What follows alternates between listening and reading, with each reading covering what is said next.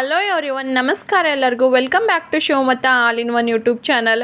ನಾವು ಉತ್ತರ ಕರ್ನಾಟಕದವರು ಜೋಳದ ಹಿಟ್ಟಿನಿಂದ ಬರೀ ರೊಟ್ಟಿ ಮಾತ್ರ ಮಾಡೋದಿಲ್ಲರಿ, ಈ ಥರ ವಿಭಿನ್ನವಾದ ರೆಸಿಪಿಗಳನ್ನು ಟ್ರೈ ಮಾಡ್ತೀವಿ. ನೀವು ಒಂದ್ಸಲ ಟ್ರೈ ಮಾಡಿ ನೋಡಿ, ತುಂಬಾ ಟೇಸ್ಟಿಯಾಗಿರುತ್ತೆ. ಇದಕ್ಕೆ ಮೊದಲಿಗೆ ನಾನು ಸಾರು ಮಾಡ್ಕೋತಾ ಇದ್ದೀನಿ. ಸಾರು ಮಾಡೋಕ್ಕೆ ಒಂದು ಸ್ವಲ್ಪ ಎಣ್ಣೆನ ಹಾಕ್ಕೊಂಡು ಅದಕ್ಕೆ ಸಾಸಿವೆ ಜೀರಿಗೆನ ಹಾಕ್ಕೊಂಡು, ಸಾಸಿವೆ ಜೀರಿಗೆ ಚಟಪಟ ಅಂದಮೇಲೆ ಒಂದು 4ರಿಂದ 5 ಕಟ್ ಮಾಡ್ಕೊಂಡಿರೋ ಹಸಿಮೆಣ್ಸಿನ್ಕಾಯಿ ಹಾಕ್ಕೊಂಡು, ಅದಕ್ಕೆ ಒಂದು ಸ್ವಲ್ಪನೇ ಕರಿಬೇವು ಹಾಕ್ಕೊಂಡು, ಮತ್ತು ಒಂದು ಸ್ಪೂನ್ ಆಗೋಷ್ಟು ಕಡಲೆಬೇಳೆನ ಹಾಕ್ಕೊಂಡು ಎಲ್ಲನೂ ಒಂದು ಸ್ವಲ್ಪನೇ ಫ್ರೈ ಮಾಡ್ಕೋತಾ ಇದ್ದೀನಿ. ಮತ್ತು ಇದಕ್ಕೆ ಶುಂಠಿ ಬೆಳ್ಳುಳ್ಳಿ ಪೇಸ್ಟ್ನ ಹಾಕ್ಕೋತಾ ಇದ್ದೀನಿ. ಇದೆಲ್ಲ ಒಂದು ಸ್ವಲ್ಪ ಫ್ರೈ ಆದಮೇಲೆ ಇದಕ್ಕೆ ಮೊದಲೇ ನೆನೆಸಿಟ್ಟಿರೋ ಹುಣಸೆ ಹಣ್ಣಿನ ರಸನ ಇದಕ್ಕೆ ಸೇರಿಸ್ಕೋತಾ ಇದ್ದೀನಿ. ಒಂದು ಲಿಂಬೆಹಣ್ಣಿನ ಗಾತ್ರದ ಹುಣಸೆ ಹಣ್ಣನ್ನು ನೆನೆಸ್ಕೊಂಡು ಅದನ್ನು ರಸನ ಸಪ್ರೇಟ್ ಮಾಡಿ ಇಟ್ಕೊಂಡು ನಾನಿಲ್ಲಿ ಸೇರಿಸ್ಕೊತಾ ಇದ್ದೀನಿ. ಮತ್ತು ನಾವು ಅದಕ್ಕೇ ಇನ್ನೊಂದು ಸ್ವಲ್ಪ ನೀರು ಹಾಕ್ಕೋತಾ ಇದ್ದೀನಿ. ಇದಕ್ಕೆ ಒಂದು ಸ್ವಲ್ಪ ಖಾರ, ರುಚಿಗೆ ತಕ್ಕಷ್ಟು ಉಪ್ಪು, ಒಂದು ಚಿಟಿಕೆ ಅರಿಶಿನ ಮತ್ತು ಒಂದು ಸ್ವಲ್ಪ ಗರಂ ಮಸಾಲೆನ ಹಾಕ್ಕೊಂಡು ಅದಕ್ಕೆ ಒಂದು ಕುದಿ ಬರೋವರೆಗೂ ಬಿಡ್ತಾಯಿದ್ದೀನಿ. ಈ ಸಾಂಬಾರು ಮಾಡೋದು ತುಂಬ ಅಂದರೆ ತುಂಬಾ ಈಸಿ ಮತ್ತು ಕ್ವಿಕ್ ಆಗುತ್ತೆ.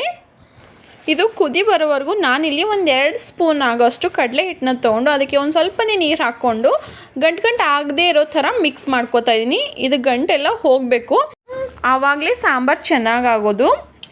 ನೋಡಿ, ಇಷ್ಟು ಕುದಿ ಬಂದರೂ ಸಾಕು. ಇವಾಗ ಚೆನ್ನಾಗಿ ಕುದೀತಾ ಇದೆ ಇದು.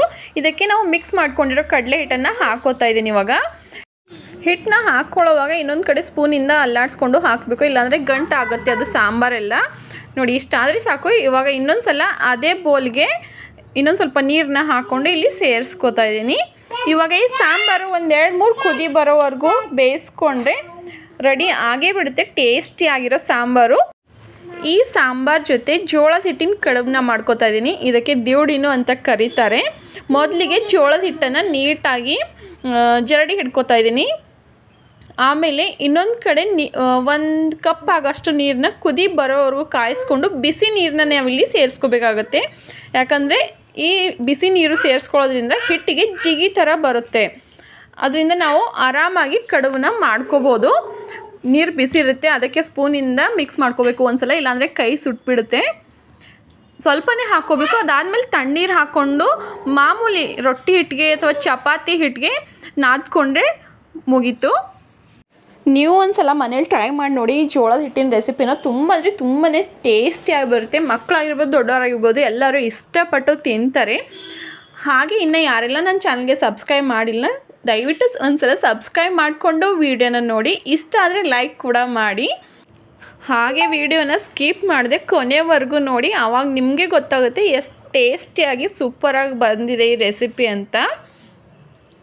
ಜೋಳದ ಹಿಟ್ಟು ಈ ಹದಕ್ಕೆ ಕಲಿಸ್ಕೊತಾ ಇದ್ದೀನಿ. ನೋಡಿ, ಇಷ್ಟ ಆದರೆ ಸಾಕು. ಇವಾಗ ಕೈಗೆ ಒಂದು ಸ್ವಲ್ಪ ಒಣ ಹಿಟ್ಟನ್ನು ಹಾಕ್ಕೊಂಡು ಸ್ವಲ್ಪನೇ ಹಿಟ್ಟು ತೊಗೊಂಡು ಈ ಥರ ಜಾಮೂನ್ ಥರ ರೌಂಡ್ ಶೇಪ್ ಮಾಡಿ ಅದಕ್ಕೆ ಒಂದು ಸ್ವಲ್ಪ ಪ್ರೆಸ್ ಮಾಡಿದ್ರೆ ಮುಗ್ದೋಯ್ತು. ಸೇಮ್ ಎಲ್ಲನೂ ಇದೇ ಥರ ಮಾಡ್ಕೋಬೇಕು ಮೊದಲಿಗೆ. ಮತ್ತು ಇನ್ನೊಂದು ಸೈಡು ನೀರನ್ನ ಬಿಸಿಯಾಗೋಗಿ ಬಿಡಬೇಕು. 1 ಚಂಬಾಗೋಷ್ಟು ನೀರನ್ನ ಒಂದು ಬಾಣಲಿಗೆ ಹಾಕ್ಕೊಂಡು ಒಂದು ಕುದಿ ಬರೋವರೆಗೂ ನೀರನ್ನ ಬೇಯಿಸ್ಬೇಕಾಗತ್ತೆ. ಅಂದರೆ ನಾವು ಮುದ್ದೆ ಎಲ್ಲ ಮಾಡ್ತೀವಲ್ಲ ಆ ಥರ ಕುದಿ ಬರೆಸ್ಕೋಬೇಕು. ಇದಕ್ಕೂ ನಮ್ಮ ಉತ್ತರ ಕರ್ನಾಟಕದ ಸ್ಪೆಷಲ್ ರೆಸಿಪಿಗಳಲ್ಲಿ ಇದು ಒಂದು. ತುಂಬಾ ಇಷ್ಟಪಟ್ಟು ತಿಂತೀವಿ ನಾವಂತೂ. ಮತ್ತು ಇದ್ರ ಜೊತೆ ನಾನು ಮಾಮೂಲಿ ಬೇಳೆ ಸಾಂಬಾರು ಮತ್ತು ಅನ್ನ ಕೂಡ ಮಾಡ್ಕೊಂಡಿದ್ದೆ. ಇವಾಗ ಇನ್ನೊಂದು ಕಡೆ ನೀರು ಚೆನ್ನಾಗಿ ಕುದಿ ಬಂದಿದೆ. ಇದಕ್ಕೆ ಒಂದು ಸ್ವಲ್ಪನೇ ಉಪ್ಪನ್ನ ಹಾಕ್ಕೋತಾ ಇದ್ದೀನಿ. ಮತ್ತು ಇವಾಗ ಮಾಡಿಟ್ಕೊಂಡಿದ್ವಲ್ಲ ಕಡುಬನ್ನೆಲ್ಲ, ಅದನ್ನು ಇದಕ್ಕೆ ಸೇರಿಸ್ಕೋತಾ ಇದ್ದೀನಿ. ಇಷ್ಟು ಒಂದೇ ಸಲ ಸೇರಿಸ್ಕೋಬಾರ್ದು. ಇಷ್ಟು ಕಡುಬು ಒಂದೇ ಸಲ ಸೇರಿಸ್ಕೊಂಡ್ರೆ ಪೂರ್ತಿ ಗಂಟು ಆಗೋಗುತ್ತೆ. ಸ್ವಲ್ಪನೇ ಸೇರಿಸ್ಕೋಬೇಕು. ಒಂದು ಸ್ವಲ್ಪ ಹಾಕ್ಕೊಂಡು ಆಮೇಲೆ 1 ನಿಮಿಷ ಬಿಡಬೇಕು. ಮತ್ತು ಕುದಿ ಬಂದಮೇಲೆ ಮತ್ತೆ ಇನ್ನೊಂದು ಸ್ವಲ್ಪ ಹಾಕ್ಕೋಬೇಕು.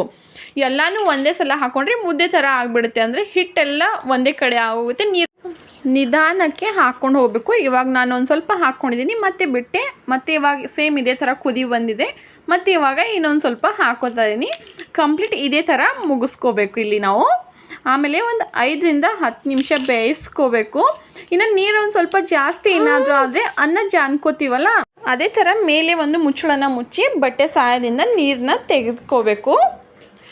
ನನ್ನಿಲ್ಲೊಂದು ಸ್ವಲ್ಪ ನೀರು ಜಾಸ್ತಿ ಆಗಿದೆ, ಅದಕ್ಕೆ ನಾನು ಮೇಲೆ ಬಟ್ಟೆನ ಹಾಕ್ಕೊಂಡು ತೆಕ್ಕೋಬೇಕಾಗುತ್ತೆ. ಮತ್ತು ನೋಡಿ, ನಂದು ಒಂಚೂರು ಎಲ್ಲ ಮಿಕ್ಸ್ ಆಗಿಲ್ಲ, ಎಲ್ಲ ಬಿಡಿಯಾಗಿದೆ. ಯಾಕಂದರೆ ನಾನು ಸ್ವಲ್ಪ ಹಾಕ್ಕೊಂಡು ಇನ್ನೊಂದು ಸ್ವಲ್ಪ ಬಿಟ್ಟು ಮತ್ತೆ ಹಾಕ್ಕೊಂಡಲ್ಲ, ಅದಕ್ಕೆ ನೀವು ಈ ಥರ ಜೋಳದ ಕಡುಬನ್ನ ಮಾಡಿಕೊಂಡು ನೀರೆಲ್ಲ ಬಚ್ಕೊಂಡು ಆದಮೇಲೆ ಅದಕ್ಕೇ ಒಗ್ಗರಣೆ ಹಾಕ್ಕೊಂಡು ಹಾಗೇನೂ ತಿನ್ಬೋದು, ಇಲ್ಲ ಸಾಂಬಾರು ಜೊತೆನೂ ತಿನ್ಬೋದು.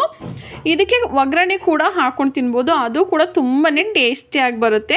ನಾನೇನು ಒಗ್ಗರಣೆ ಹಾಕ್ಕೊಳಕ್ಕೆ ಹೋಗ್ತಾಯಿಲ್ಲ, ಸಾಂಬಾರು ಜೊತೆನೇ ತಿನ್ಕೊಳ್ಳೋಣ ಅಂತ ಹಾಗೆ ಬಿಟ್ಬಿಡ್ತಾಯಿದ್ದೀನಿ.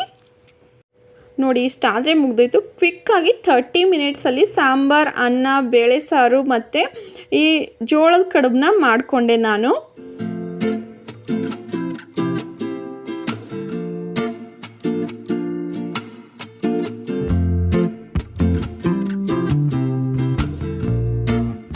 ನಿಮಗೂ ರೆಸಿಪಿ ವಿಡಿಯೋ ಇಷ್ಟ ಆಗಿದೆ ಅಂತ ಅನ್ಕೋತೀನಿ. ಹಾಗೆ ಇನ್ನಷ್ಟು ಜೋಳದ ಹಿಟ್ಟಿನ ಹೊಸ ರೆಸಿಪಿಗಳೊಂದಿಗೆ ನಾನು ಬರ್ತೀನಿ. ಅಲ್ಲಿವರೆಗೂ bye. Thank you for watching.